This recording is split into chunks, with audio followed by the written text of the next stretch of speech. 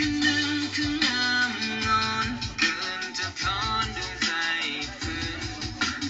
รู้เขาหลอกต้องไปเย้ายองแต่ว่าใจแล้วมันคิดถึงหายใจเข้าออกคำว่ารักที่เฝ้า